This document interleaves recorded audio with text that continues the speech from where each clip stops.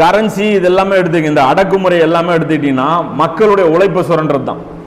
மக்கள் கஷ்டப்பட்டு உழைப்பான், அவங்ககிட்ட இருந்து உழைப்பை என்ன பண்ணுவான், மேலே உட்காந்துக்கிட்டு அவன் சுரண்டிடுவான். அதுதான் வந்து ஜுலும், அநியாயம் வந்து அதுதான்.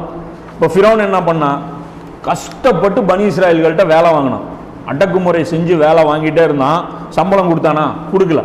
அவங்களுக்கு சரியான மாதிரி ரேஷன் கொடுத்தானா, சாப்பாடு போட்டானா, போடல, வாங்கிட்டே இருந்தான். அதே மாதிரி தான் வெள்ளைக்காரங்க என்ன பண்ணாங்க, இந்தியா வந்தாங்க. இந்தியா வரும்போது அவங்க என்ன பண்ணாங்க, அடக்குமுறை செஞ்சு நம்மகிட்ட இருந்து வரி வசூல் பண்ணிட்டே இருந்தாங்க. நாம வந்து வரி கொடுக்கணும். இந்த லகான் படம் பார்த்தீங்கன்னா தெரியும், மழையே பெய்யாது, ஆனால் என்னம்மா இந்த வருஷம் நீங்கள் வந்து இத்தனை மூட்டை நெல் கொடுத்தானும். அந்த அந்த அமெரிக்கான் வச்சு அப்புறம் கிரிக்கெட் விளையாடி அதெல்லாம் நடக்கும்ல. அதாவது அதை வச்சு நம்ம தெரிஞ்சுக்கலாம் எப்படி வெள்ளைக்காரங்க வந்து அடக்குமுறை பண்ணி இருந்திருக்கிறாங்க அப்படிங்கிறது தெரியும். அப்போ அடுத்தது அவங்க என்ன பண்ணாங்க, மக்கள்லாம் கிளர்ச்சி பண்ணுறான், ரொம்ப ஓவராக பேசுகிறான்னு என்ன பண்ணாங்க, வெள்ளைக்காரன் நம்மளை அடக்கி ஆண்டுட்டு இருக்கும்போது பேப்பர் கரன்சி இருந்துச்சா, பேப்பர் கரன்சி இல்லை, தங்க நாணயம் வெள்ளி நாணயம் தான் பயன்படுத்திட்டு இருந்திருக்கோம். எங்கள் அம்மா அப்பா அந்த காலத்தில் எங்கள் தாத்தா பாட்டி காலத்தில் என்ன பயன்படுத்திருக்காங்க, செம்பு காசு, இரும்பு காசு, இந்த காசு தான் பயன்படுத்துறாங்க. அதுக்கு சுயமாக மதிப்புகள் இருந்துச்சு. படிப்படியாக இவன் வெள்ளைக்காரன் சுதந்திரம் கொடுக்கும்போது என்ன பண்ணான், இந்த பேப்பரையும் கொடுத்துட்டு போயிட்டான், இதை வச்சுக்கோ நீயே முன்னேறிக்கோ அப்படின்ட்டான். லகான்ல என்ன நடந்துச்சு அதே இப்போ நடந்துட்டு இருக்கு. மாங்குன்னு உழைச்சிக்கிட்டு அவனுக்கே தெரியாம பேப்பர் வடிவத்தில் நாம் என்ன பண்றோம், வேலை செஞ்சு அவனுக்கு சேவை பண்ணிட்டு இருக்கோம்.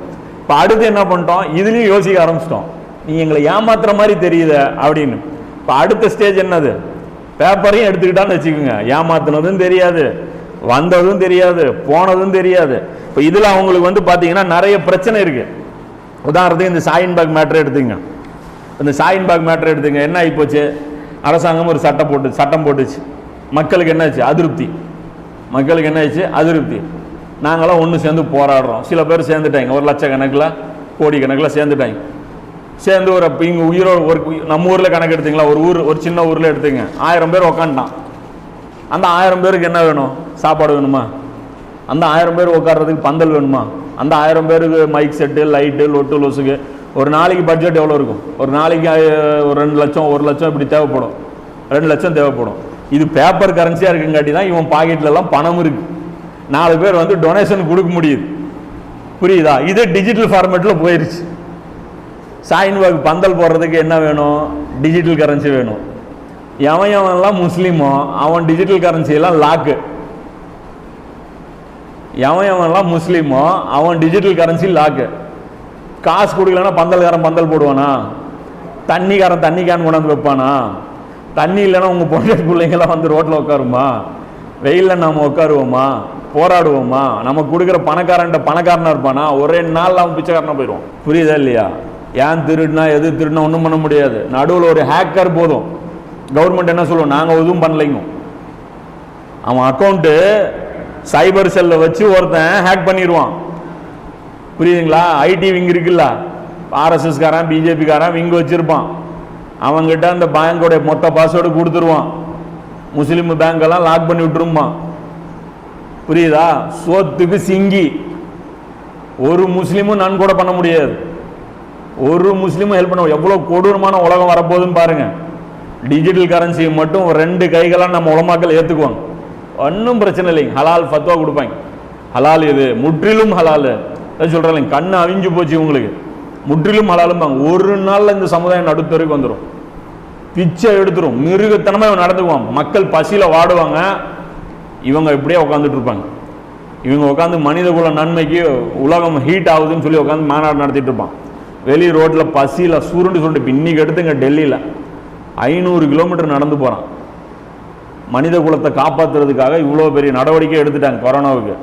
ஆனால் டெல்லியில் 500 கிலோமீட்டரு நடந்து போயிட்டுருக்கான். குழந்தைங்க சின்ன குழந்தை நடந்துட்டு அவங்க அம்மா போகுது. கான்பூர் எங்கே இருக்குது, டெல்லி எங்கே இருக்குது, பஸ் இல்லைங்க, ஏற்பாடு இல்லை. அத்தனை உயிரை பற்றி பிரச்சனை இல்லைங்க. ஏதாவது இறக்கமே, அந்த கல் கொஞ்சமாக அசைஞ்சிருக்கா, அந்த பொம்பளைங்களாம் ரோட்டில் இருக்காங்க, இப்படிலாம் இருக்காங்க. இல்லை, சோசியல் டிஸ்டன்ஸ், ஒட்டக்கூடாது, தள்ளி நில்லு. போலீஸ் எப்படி எடுத்துங்க, எவ்வளோ இறக்கமாக பாசமாக நடந்துக்கிறாங்க நம்மக்கிட்ட. மக்கள்லாம் சிரமத்தில் இருக்கிறாங்க. இவன் சாப்பாடு வழி இல்லாமல் இருக்கான். இவன் ரோட்டில் குழந்தைக்கு பால் வாங்க போனவன் அடிச்சு கொண்டுட்டான்.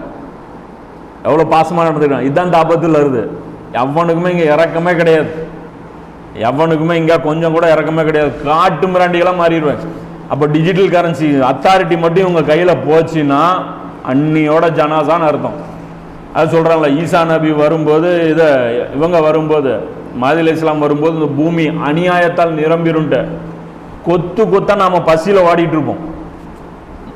நம்முடைய அக்கௌண்ட்லாம் ஃப்ரீஸ் பண்ண விட்டுருப்பாங்க. நமக்கு விரும்புகிறத செய்ய வைப்பாங்க. அக்கௌண்ட்டு ஃப்ரீஸு, தொழுவுறியா, பள்ளிவாசல் மூடுறியா, மூணுனா அக்கௌண்ட் ஓப்பன், இல்லைன்னா என்ன, சரிங்க மூடிடுறேங்க. ஒன்றுமே பேச முடியாது. எத்தனை உரிமைகளை பறிக்க முடியும்? மீறி பேசணும்னா நான் பண்ணல, கம்ப்ளைண்ட் கொடு, நடவடிக்கை எடுக்கப்படும். உங்கள் அக்கௌண்ட்லேருந்து நான் 1 லட்ச ரூபா திருடிட்டேன், எவன் திருடினானே தெரியாது. சைபரில் தெரியுமா? சைபரில் புகார் கொடுக்குறவங்களாம் போய் பாருங்கள். எவனாவது ஒருத்தன் ஆபாசமாக பெண்களை எடுத்து வீடியோ நெட்டில் விட்டுருவான். அது எங்கேருந்து ரிலீஸ் ஆச்சுன்னா எவனுக்குமே தெரியாது. அது எங்கே போகும்னு அவன் எவனுக்குமே தெரியாது. அந்த பொண்ணு செத்துரும் தற்கொலை பண்ணிட்டு. சைபர் அவ்வளோ பெரிய ஆபத்து. அதனால தான் அல்லாஹ் சொல்கிற கரன்சி இருக்கணும், தங்க காயின். இப்போ அதுதான் இப்போ நாம் என்ன பண்ணணும்னா, முஸ்லீம்கள் முஸ்லீம் சகோதரர்கள் எல்லாம் என்ன பண்ணணும் அப்படின்னா, நம்முடைய இப்போ இருக்கிற அந்த பேப்பர் கரன்சியை சும்மா அந்த சேவிங்ஸில் வச்சுருக்கிற கரன்சியெல்லாம் என்ன பண்ணோன்னா முதல்ல கோல்டாக மாற்றணும். முதல்ல தங்க காயினாக எல்லாமே கன்வெர்ட் பண்ணி வச்சுக்கணும்.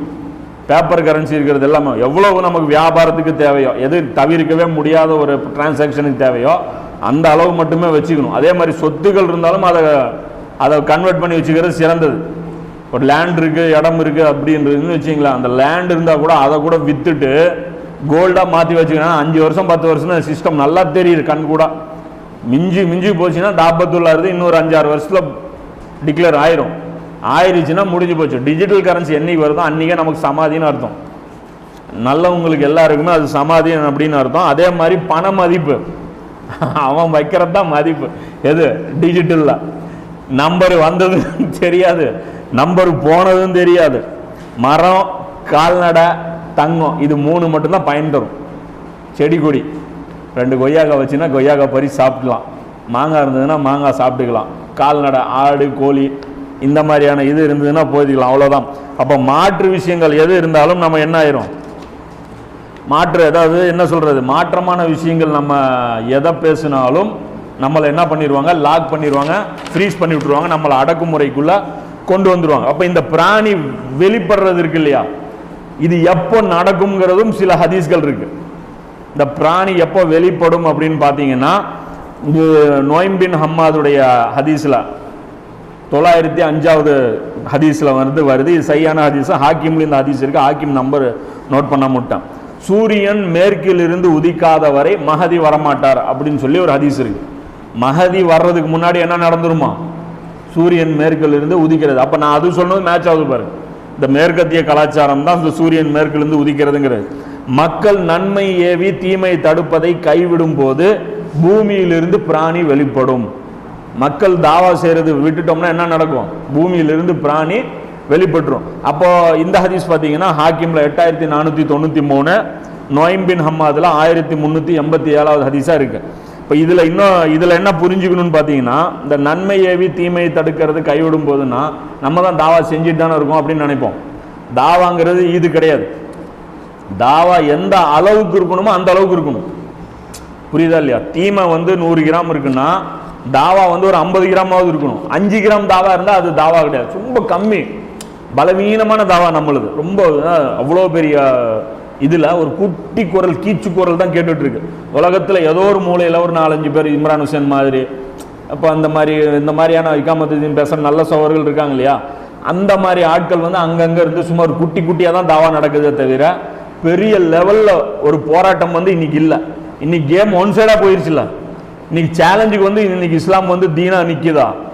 50 வருஷத்துக்கு 60 வருஷம் முன்னாடி இருந்துச்சு, மிகப்பெரிய ஒரு சக்தியாக இருந்துச்சு. யார் ஈவானுல் முஸ்லிமின் அவங்களுடைய மூவ்மெண்ட்டு, ஜமாத் இஸ்லாமிய மூவ்மெண்ட்டு, இதெல்லாம் பெரிய இன்ஃப்ளூயன்ஸ் பண்ணிச்சு, பெரிய ஒரு தாக்கத்தை ஏற்படுத்துச்சு. இன்னைக்கு அந்த வீரியத்தோட இவங்க இருக்காங்களா? இல்லை. இன்னைக்கு மேற்கிலிருந்து சூரியன் உதிச்சதுக்கு அப்புறம் இந்த சின்ன சின்ன விளக்குகள்லாம் ஒளியிலிருந்து போயிடுச்சு. இவங்கெல்லாம் ரொம்ப ஒரு இது மாதிரி ஆயிட்டாங்க. அப்போ அந்த அடிப்படையில் அந்த தாவா இன்னைக்கு இல்லை, கிட்டத்தட்ட விட்டுட்டாங்க. இன்னைக்கு கூட நான் சொன்னல, சில உலமாக்கள் இருக்கிறாங்க, அவங்க சொல்றாங்க நாங்கள் தோத்துட்டோம், அப்படியே சொல்றாங்க. இகாமத்துதீன் விஷயத்தில் நாங்கள் தோத்துட்டோம், நாங்கள் நம்பிக்கை இழந்துட்டோம், இனி வந்து இந்த உம்மத்திலிருந்து ஒரு எழுச்சிங்கிறது கண்ணுக்கு முன்னாடி தெரிய மாட்டேங்குது.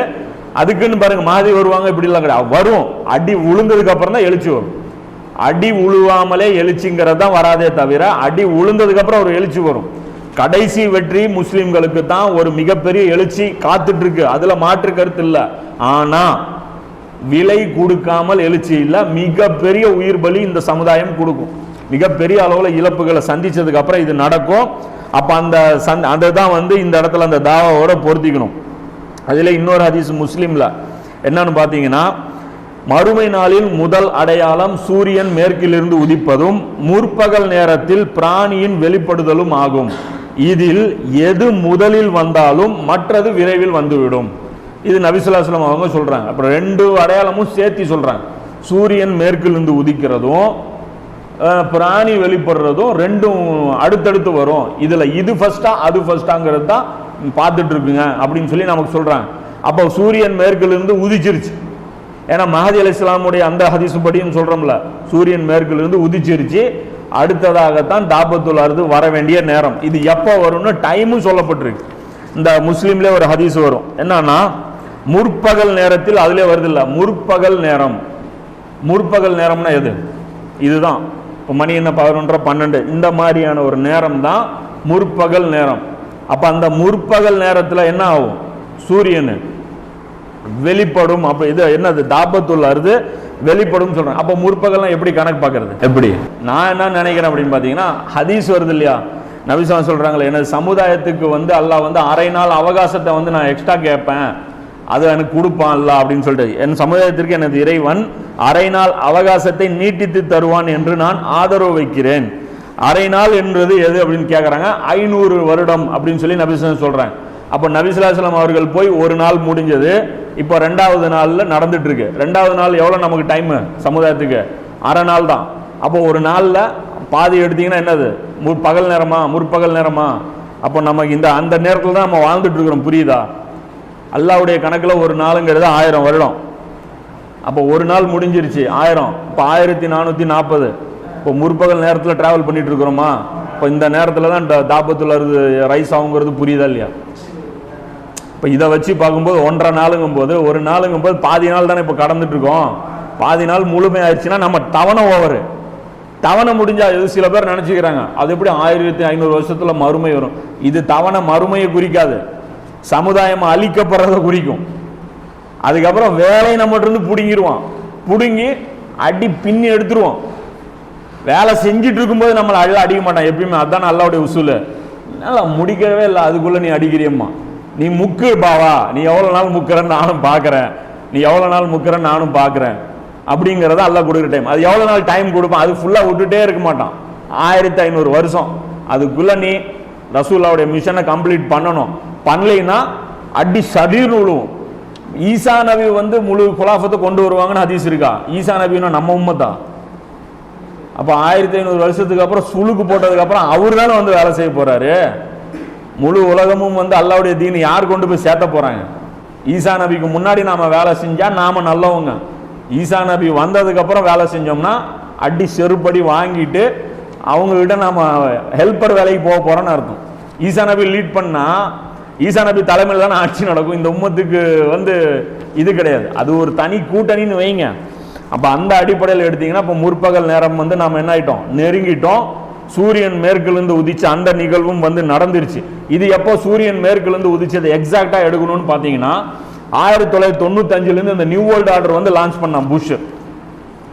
சோவியத் யூனியன் வந்து கொலாப்ஸ் ஆச்சுல, ரஷ்யா சோவியத் யூனியன் சில்லா உடைச்சி, அதுக்கப்புறம் வந்து இந்த பொருளாதார இந்த தாராளமயமாக்கல் இந்த கார்பரேட் கல்ச்சரை வந்து அவுத்து விட்டாங்க. அதுக்கு முன்னாடி வரைக்கும் இந்தியாவில் இந்த கார்பரேட் கம்பெனிஸ் கிடையாது. டிவிஎஸ் சுசுகின்னு தான் இருந்துச்சு. சுசுகி டைரக்டா இங்க வராது. எஸ்காட்ஸ் யமஹா எல்லாமே ஒரு டைப் வச்சிருந்தா மட்டும்தான் வர முடியும். உள்ளூர் மக்களுக்கு முன்னுரிமை இருந்துச்சு. அதுக்கப்புறம் தான் இந்த நியூ வேர்ல்ட் ஆர்டர் அது வந்ததுக்கு அப்புறம் உலகமே ஒரே கலாச்சாரத்தை பின்பற்ற ஆரம்பிச்சது. அது ஸ்டார்ட் ஆச்சு 95 சூரியன் மேற்கிலிருந்து உதிச்சு. இன்னைக்கு என்ன ஆகி போச்சு? கலந்துட்டோம் நம்ம. இன்னைக்கு நம்மூர் லோக்கல் பொருள் எதுவுமே கிடையாது, எல்லாமே இன்டர்நேஷனல் தான், எல்லாமே மல்டிநேஷனல் தான். இப்போ அந்த அடிப்படையில் பார்க்கும்போது 95 சூரியன் ஒரே நாளில் முதிக்காது, கொஞ்சம் கொஞ்சமாக முதிக்கும்ல. அப்படியே கொஞ்சம் கொஞ்சமாக இப்போ சூரியன் எங்கே இருக்கு? உச்சத்தில் நிற்கிது. இப்போ உலகமே எதை பின்பற்றுது? மேற்கத்திய கலாச்சாரத்தை வந்து பின்பற்றுது. அந்த அடிப்படையில் அதுவும் பொருந்துது. இந்த முற்பகல் நேரம்ங்கிறது இந்த 1500 வருஷம் அப்படின்னு இருக்குல்ல, இந்த 1500 வருஷம்னு இருக்குல்ல, அந்த 1500 வருஷமும் வந்து பொருந்துது. இப்போ அந்த அடிப்படையில் இந்த இவங்க இருக்காங்க, யாரு? இஸ்ரேலில் இருக்க அந்த யூதர்கள் இருக்காங்க இல்லையா, இஸ்ரேலில் இல்லாத யூதர்கள், நல்ல யூதர்கள், நல்ல மனசாட்சி இருக்கிற உலமாக்கள், அவங்க கூட வந்து இதைத்தான் மிருகம்னு சொல்கிறாங்க. அவங்க கூட என்ன சொல்கிறாங்க? இதுதான் வந்து மோசமான கவர்மெண்ட்டு, இந்த இஸ்ரேல் வந்து அநியாயம் பண்ணுது, இதோடைய அடக்குமுறைகள் வந்து அல்லாஹ் வந்து ஏற்றுக்க மாட்டான், இவங்க செய்கிற இந்த அமல்கள் ஏற்கப்படாது அப்படின்னு சொல்லி அவங்க சொல்லிகிட்டே இருக்கிறாங்க. இப்போ இதோடைய ஸ்டார்டிங் வந்து பார்த்தீங்க அப்படின்னா இந்த இஸ்ரேல் வந்து இந்த பவர் ஷிஃப்டிங் நடக்குது இல்லை, இந்த பவர் ஷிஃப்டிங் வந்து எப்போ பார்த்தீங்கன்னா 2001 அந்த 9/11 தாக்குதல் நடந்தது, அமெரிக்காவுடைய அந்த ட்வின் டவர் தாக்கப்பட்டதுலேருந்து அதுவே ஸ்டார்டிங் பாயிண்ட், டர்னிங் பாயிண்ட். அது இந்த உலக மனித குல வரலாற்றில் ஒரு மிகப்பெரிய டர்னிங் பாயிண்ட். அது வரைக்கும் சூப்பர் பவராக இருந்த அமெரிக்காவை அதை வீழ்த்தி அந்த இடத்த இஸ்ரேல் ஆக்கிரமிப்பதற்காக கொஞ்சம் கொஞ்சமாக மூவ் பண்ண போகிறான் அப்படிங்கிறது ஒரு சிம்பாலிக்கான ஒரு அடையாளம். அதை சார்ந்து நிறைய நிகழ்வுகள் நடந்தது. இப்போ இதிலே இது வரைக்குமான விஷயம் இந்த தாபத்துல் அர்துங்கிற இந்த கொடூரமான இந்த ஆட்சியை தான் குறிக்கும். சில பலவீனமான செய்திகள் கிடைக்குது, அதுவும் இதை சப்போர்ட் பண்ணுது. சில பலவீனமான செய்தி கிடைக்குது, மேற்கொண்டு இது போனஸ் ஆதாரம், இது வரைக்கும் காமிச்சது தான் ஆதாரம். தாபத்துல் அர்துங்கிறது இந்த இஸ்ரேலில் வரக்கூடிய அந்த பிராணி, அந்த கொடூரமான அந்த சர்வாதிகார ஆட்சிங்கிறது இது வரைக்கும் காட்டின அந்த ஆதாரங்களை கொண்டே நம்ம வந்து நிறுவுறோம். இது வந்து எக்ஸ்ட்ரா காட்டுற ஆதாரம். இதை வந்து வீக் பண்ணாலோ இது இல்லை நான் ஏற்றுக்கிட்டாலும் ஒரு பிரச்சனையும் கிடையாது. அந்த விஷயங்களை பொறுத்த வரைக்கும் முன்னாடி நம்ம பட்டியல் போட்ட விஷயத்தை பொறுத்த வரைக்கும் அது அப்படியே நிற்கும். இது என்ன ஹதீஸ்கள்னு பார்த்தீங்கன்னா, இது ஒரு பலவீனமான ஹதீஸு. ஹாக்கிம்ல 8494, முஸ்னத் அகமதுல 7924. பிராணி வெளிப்படும் போது தன்னுடன் மூசா நபியுடைய கைத்தடியையும் சுலைமான் நபியுடைய முத்திரையையும் வைத்திருக்கும்.